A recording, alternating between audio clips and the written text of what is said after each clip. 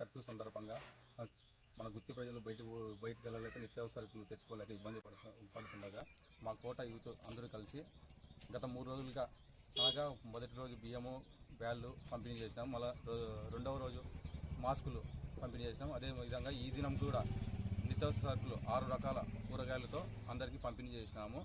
ఏదైనా ప్రజలు ఇంటి నుంచి బయటకు రాకోకుండా ఇంట్లోనే ఉండి ఈ కరోనా వైరస్ని నివారించాలి.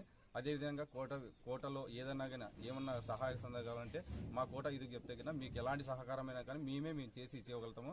అంతేకాని అందరూ ఇంటికాడ ఉండి లాక్డౌన్ నుండి ఈ కరోనా వైరస్ని మహమ్మారిని అరికట్టాలని కోరుకుంటున్నాము.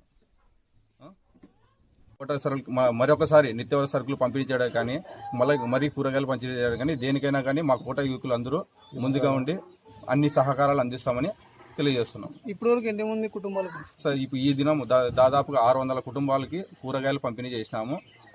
6 రకాల కూరగాయలతో 600 కుటుంబాలకు ఈ దినం ఉదయం 5 గంటలకే స్టార్ట్ చేసి, ఎందుకంటే మన లాక్డౌన్ 8:30 9 లోపల క్లోజ్ చేయాలని ఉద్దేశంతో మన పోలీసు వారికి తెలిసిన ప్రకారము ఈ దినం ఈ టైం కల్లా మనం మా కోట యూత్ సహకారంతో ఈ టైం కల్లా 8:30 టైం కల్లా మేము 600 కుటుంబాలకి కూరగాయలు చేరవేసినాం.